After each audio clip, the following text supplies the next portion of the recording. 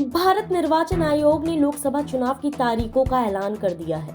मुख्य चुनाव आयुक्त राजीव कुमार ने बताया कि पहला चरण 19 अप्रैल, दूसरा चरण 26 अप्रैल, तीसरा चरण 7 मई, चौथा चरण 13 मई, पांचवा चरण 20 मई, छठा चरण 25 मई और सातवां चरण 1 जून को होगा, जबकि 4 जून को नतीजे घोषित होंगे। इसके अलावा चुनाव आयोग ने अरुणाचल प्रदेश, ओडिशा, आंध्र प्रदेश और सिक्किम में विधानसभा चुनाव करवाने हैं।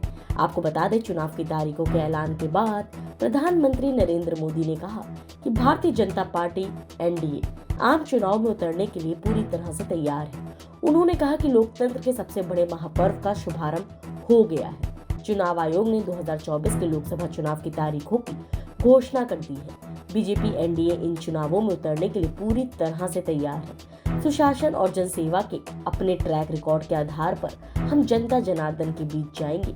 मुझे पूरा विश्वास है कि 140 करोड़ परिवारजनों और 96 करोड़ से अधिक मतदाताओं का भरपूर स्नेह और आशीर्वाद हमें लगातार तीसरी बार मिलेगा। जम्मू कश्मीर में 19 अप्रैल और 20 मई तक 5 चरणों में मतदान होगा। वहीं राजस्थान की सभी 25 सीटों पर चुनाव 2 चरणों में होंगे।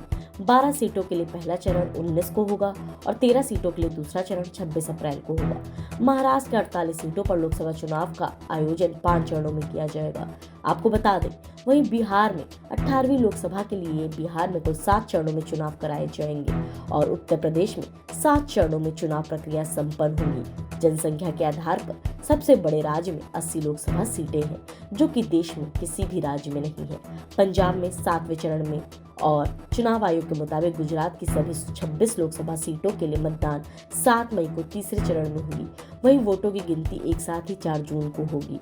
आपको बता दें, छत्तीसगढ़ में चुनाव का आयोजन 3 चरणों में होगा। मध्य प्रदेश में लोकसभा चुनाव के लिए 19 अप्रैल, 26 अप्रैल, 7 मई और 13 मई को वोटिंग होगी, जबकि 4 जून को नतीजे सामने आएंगे। आपको बता दें, मुख्य चुनाव आयुक्त राजीव कुमार ने ये भी बताया कि दिल्ली में 26 मई को छठे चरण में सभी सीटों पर मतदान होगा।